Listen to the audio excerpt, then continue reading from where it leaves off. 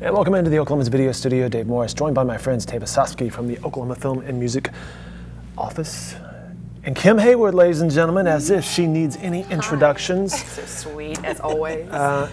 Lots to get into, and I haven't caught up with Tava here in a couple months, and I'm not sure we've ever had you in studio, I've Kim. never been here. Well, welcome. Thank you. It's about time. My apologies. No, it's okay. She's the executive director of Rodeo Cinema down in the Stockyards, longtime Dead Center Film Festival as well.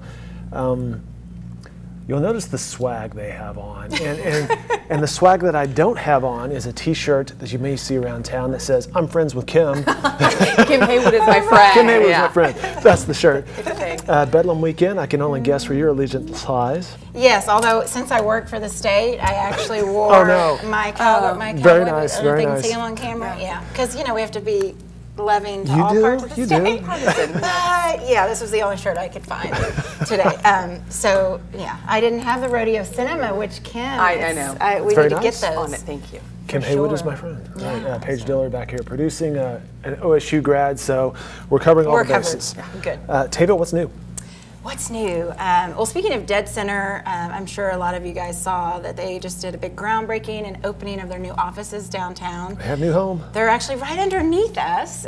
So we office at the Paramount building on Film Row, and so they moved in downstairs, and it's That's a cool great building. space for them, and it really seems like they're going to have a lot of room to grow and expand during Dead Center and doing other things throughout the year. So we're excited for them to have them as neighbors now, I which didn't realize is really they had cool. all that screening room and the bar in that building. In the Yeah, building. they have a plug for our landlord. So they do have a really beautiful event space, like finished out on the second floor facing Sheridan, and then with a bar and all that. So they can kind of do anything, and we've done several events there.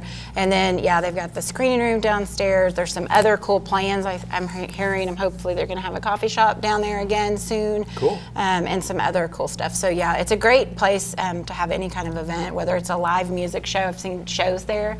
The sound is good there, and then it's a good cozy place. And there's more and more film production companies and other sort of industry-minded people moving into the building. It's 3 stories, and so it's quite a bit of space. It is quite a bit of space, and I think they probably have more if anyone is interested in in Paramount Building an at Film office. Row over on Sheridan, the west side of downtown. Yeah, right at Sheridan and Lee, and so we love our neighborhood. We love Film Row. It's pretty awesome. And then in Tulsa, they just had the second week in October. They had their 4th annual Tulsa American Film Festival, which was, I think, another just big success. I heard really great things. They always have a really good variety of films. And we partner with them each year and support, obviously, what's going on there. We hosted a couple of different panel sessions, just educating people on what it's like to film in Oklahoma, what resources we have, and we heard from some of the filmmakers that had movies in the festival, and then also some Tulsa, production companies that are doing some awesome stuff. So TAF was another great year. That was 4 years, and then. Just week before last, also down on Film Row, was the arts conference, and yes, I saw you there. It was a really great new sort of way to do a conference, which I loved, and I think that's trending around the country. It's not just in one place anymore. It's not just in one conference center. It was all over. It was great. Film Row. Yeah, it was great. It was nice to be able to highlight, I think, the city and what's happening in the arts. By the way they had everything kind of positioned and walking and buses, and it was unique. I enjoyed how they did it this year. Yeah. It was, did you ride a scooter? It was really great. I did not. No, I have. Not during the conference. But not during the conference. However, had you wanted to, I guess you could have. I could have, yes. Yeah. Yes. And you just adapt. I mean, with the Oklahoma weather, sometimes, they had a big block party the second day, and they just moved it inside the Independent Arts Gallery, which, I mean, it worked. They still had the food trucks out there. They even had the branded, colorful umbrellas. The rainbow umbrellas, yeah, yes. which was like, oh, you're with the arts conference. It was great. So hats off to Amber and Molly and Joel and everybody. They just did a great, kicked off another great arts conference. We got to host one panel, a music panel with Scott Booker, and we brought in J.D. McPherson. Very nice. And so that was super Big cool. fans of J.D. Oh, yeah. By the way, he's a good interview. Yeah. In addition to be a fantastic musician. Yeah, you're and right. He just released a new Christmas album, Socks, maybe? Socks, Yeah, it's good stuff. Yeah, mine's in the mail. Okay. So I can't wait to spin that. So yeah, that was a really great music. The Arts Conference expanded their music track this year, and then they also, I guess for the first time, had a sort of a track for film, which they hadn't really had much of before. So obviously Lance McDaniel curated some of those panels. We got to participate with them. And then the day after the Arts Conference, it was actually categorized as like a post-conference event. It was our own hosted Oklahoma Film and Music Office networking and mentoring, a part of our series that we do annually. And so of course with JD, we brought JD in. So he had 2 speaking engagements, and it was a master class type setting at ACM at UCO. Cool. And it was packed, it was really engaged, you know. Yeah. A lot of the students and just people from really, I think, around the region came in for that. So we were very proud to have another, I think that was our third year for that particular series that we do. And so lots of great stuff in October. I just got back from LA with promoting Oklahoma at AFM. And 2 of my awesome team members, Jeanette and Yusuf, got to exhibit at the Locations Expo. So we'll talk a little bit more about that. They just got back today or yesterday, and so we'll get to debrief a little bit more next month on that. But our Okie Roundup, which is where we connect with expats from, there's hundreds of Oklahomans living and working in LA, and we're trying to get them to move home and work or bring their projects home to be made here. And so that was a really great event. So there's lots of good stuff, as always, happening. You can find the events she was talking about, upcoming events, latest news. Their website is okfilmmusic.org. There it is right there. I see some notes in front of you, and as far as things being filmed in the state, wildlife was one of those. Yeah. So Wildlife filmed in Enid, Oklahoma in late 2016, and it actually premiered at Sundance this year. It's a wonderful story. I know Brandy with the Oklahoman is going to have a write-up. What would that be? November 9th, whenever, depending on when someone's viewing this segment. But go to your driveways and newsstands, pick up an Oklahoman, ladies. Yeah, go get the Oklahoman. Or online, it's okay, either way. Yes, and some of our friends in Tulsa, the Tulsa World and the Tulsa Voice, also did some really beautiful stories and got to interview Paul Dano. So it was Paul Dano's directorial debut. Him and his production designer spent months combing the country and went to Canada looking for the right, setting, the right background for this particular film. And long story short, you can read more about it in all those articles, but they landed in Enid, Oklahoma. In part due to Enid really rolling out the red carpet and opening doors, and within hours of that first phone call, they had offices for them ready to move into, which is a way that communities can actually get involved and have a film or television show made in their own backyard. But so Enid did a great job of stepping up. They fell in love with a couple of particular houses and neighborhoods in Enid, and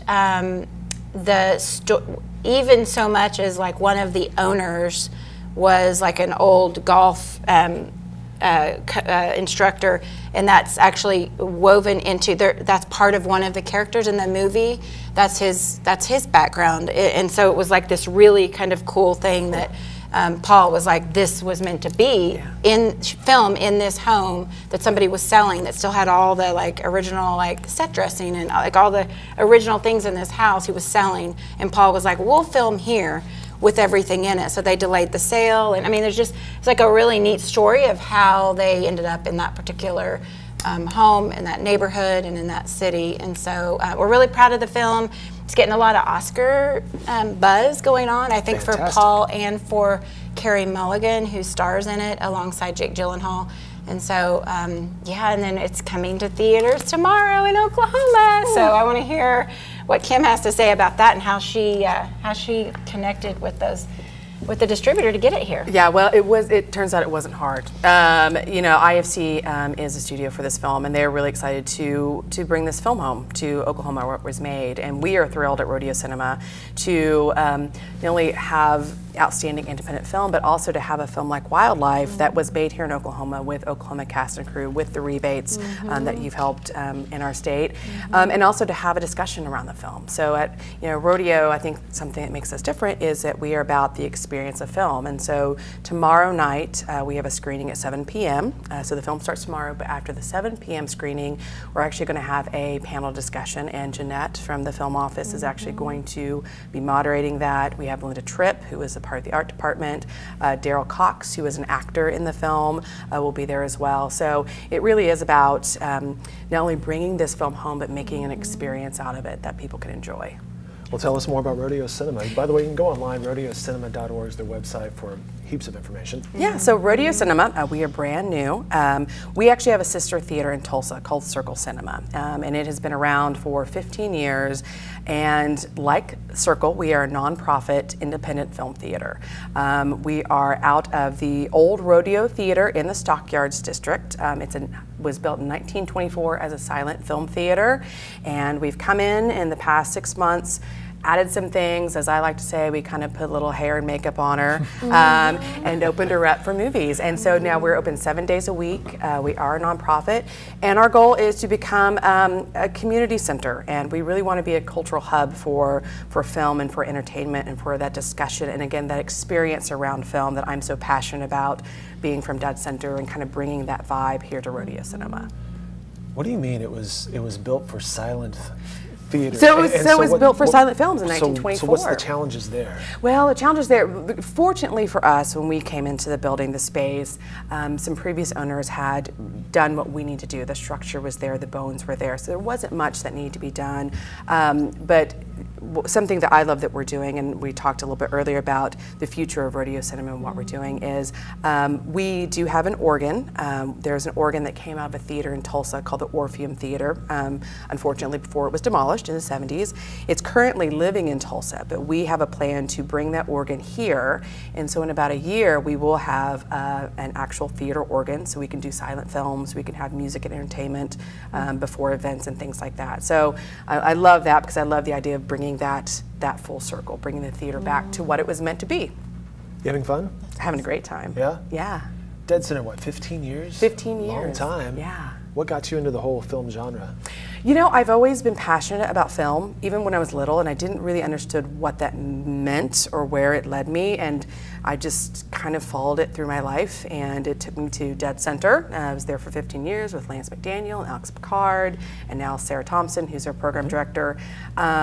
And so, and then it led me to this, to, you know, independent film here in Oklahoma City 7 days a week, which is something that we didn't have before. You know, we do have independent film, people can find it here, but that art house theater was something that Oklahoma City was lacking, which is kind of a strange shame, because there's such a want and a desire and a need for it. So hopefully we can, again, just be the, sort of that cultural hub for film here in Oklahoma City. It's over in the Stockyards, which has been there forever. It's a historic Stockyards in Oklahoma City. But that's also a bit of an emerging area as well.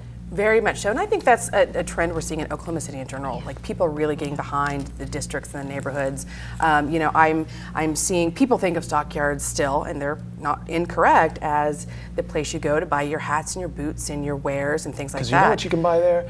Any number of hats and boots. Any kind of hat you want, any kind of boots, and I can point you in the direction of where to go. I really can, and that's awesome, and I love that. And there's Cattleman's, which is delicious, but there are also so many other places that are opening up in the Stockyards. There's a really great candy and soda shop. There's a new sort of reclaimed furniture store coming in. McClintock's is a new restaurant that's right next door to the theater. And I think as we see the growth of downtown with the new park going south of the river and then connecting over to the Wheeler District, and the Wheeler District is just down the street from Stockyards. I think that in 5 to 10 years, you'll really see like the Oklahoma City, downtown Oklahoma City, expand all the way over to where we are. So you have other sort of programs and series that you're offering as well, right? We do. So, you know, we, again, are really about and passionate about just making experiences out of films. And so having Oklahoma filmmakers come to our theater and present their film is something we really want to do. So Mickey Reese was there a couple weeks ago and showed his film, Strike Dear Mistress, and it was outstanding, of course. Like I said earlier, education and film education is something that I'm passionate about. So we're working on an education series where, you know, we can can have students come in and talk with filmmakers in various components and various places within film and learn from them, because I have this sense that, you know, sometimes you have to see it to understand that you can be it. And so I want them to be able to see all these people doing great things in film and understand that there's a path to get them where they want to go. Good stuff. Thank you. I love that. And so how has the community come around? Like, how has it been trying to get the people in the seats to come in? Has that been extra hard work, or has everyone favored wanting to come? Everyone's favored it. You know, I think that we are very fortunate to be in Oklahoma City, because I do think there's a sense of supporting your city and supporting the businesses that are happening in the city. So, you know, there's a group of people that love independent film and are seeking that out, and there's also a group of people that are just looking for new and exciting places to go. And so a lot of people come to Rodeo because it's, they've described it as comfortable and cozy and kind of boutique, you know. I love a big movie theater, I really do, but sometimes I don't want to walk into what feels like a pinball machine around me, you know.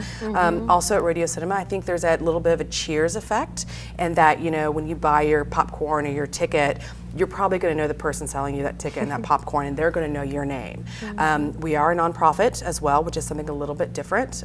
So we do have a membership program, so we love our members, we love our donors, and all what that does basically is it puts money back into Rodeo so we can continue to do these programs like the education and bring in these Oklahoma filmmakers, and also having speakers, you know, Skyping with directors and things like that. I see on your website two things: facility rental and how people can get involved. Absolutely. So facility, we are open to rentals for anything. We actually are set up for not only movies, but we have a VHS series, film series, so we can show films on VHS, we can do video games, we can do whatever you like, presentations. Gotta be kind and rewind, though. You do have to rewind, be kind and rewind, please. And then also volunteers. Again, nonprofit, we have a lot of events that we like to host, or we're going to host, and so volunteers at Dead Center, that was the heart and soul, and I understand that, and so we want to create another little force of volunteers there at Rodeo. That's awesome. And aren't there plans to expand? There are plans to expand, yes. So already, I know, we're ready to grow. So we are in Theater 1, there at the Rodeo Theater, but we are building 2 additional screens. And that will actually be a half a block away, so they will be separate, but it'll have its own concessions, its own box office. And so in about a year, we'll have 3 screens total. And the great news for that is it just gives us more screens and more ability to bring in these really great films that in the past have kind of jumped over Oklahoma City to go to places like Dallas or Tulsa, because they have, again, that 7-day a week, 365 days a year theater, but having those 3 screens just gives us ability to bring in more of these great films. Pretty exciting stuff, right?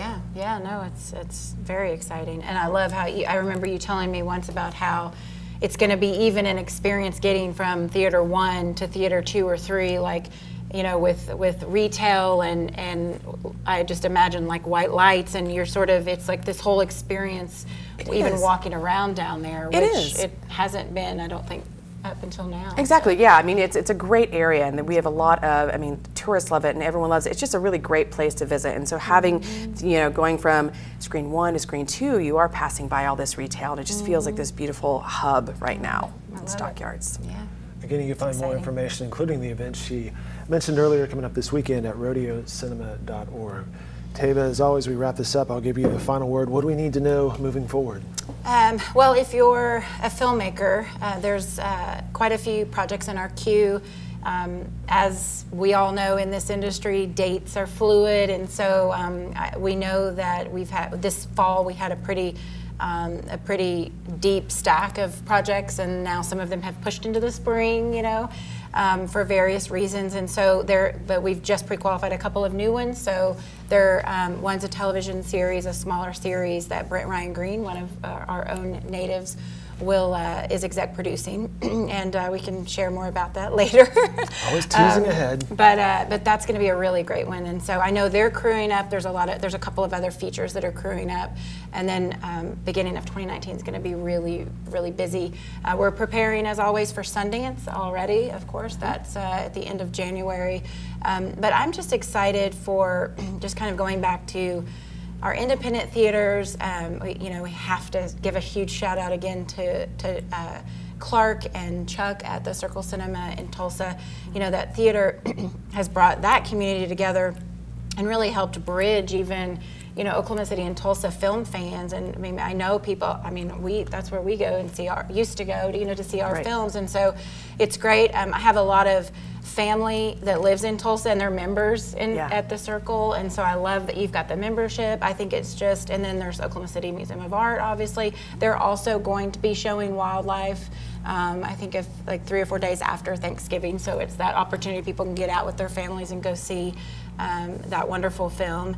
And I think people, I know that the director of Wildlife has really talked a lot about how this film was very dear to him and how he truly thinks that it can speak to all people, even each individual character in the film. So if you get a chance, I mean, I would highly recommend going to see it, just you know, just to sort of connect with that story, and then keep your eye out. Hopefully it'll get some good buzz for the Oscars. But we're just super proud to have it showing in Oklahoma, and that Enid was the backdrop for it. And so anyway, just exciting stuff. It's that time of the year to get out and go shopping and go see movies and go listen to some live music and support our local artist. There is a really cool family-friendly chili cook-off that Horton Records, one of our independent labels in Tulsa, is putting on Saturday, November 10th in Tulsa. It starts at 5:30 at Kane's Ballroom. I'll be there with my family, but it's going to be a cool thing. It's their way of kind of giving back to the community, and so they've got a lot of artists local artists that'll be performing. So check our website if you're looking for something to do to get out, and go check out Rodeo. It's the 5th annual Rock and Folk in Chili Cook-Off. Are you participating? Are you competing in I this am chili not performing. Making chili? No, I mean the chili. No, we'll probably bring some winter coats or something will be our ticket to get in. Yeah, I think they do that and some canned food items, and then the chili cook-off. But we'll be just supporting Brian Horton and kind of what they're doing there in the whole Tulsa scene. And yeah, there's a lot of, I've been hearing even some new concerts this week popping up in Tulsa and also in Oklahoma City. So lots of good concerts to get out and go see, and all of our great venues. So yeah, it's going to be a good season. Okay, filmmusic.org for all of that goodness, and rodeocinema.org for all things happening at Rodeo Cinema. Kim, thanks so much for stopping in. Always good to see you. Good to see you. Kim Haywood is my friend. And Taba, always good to see you as well. You too as well.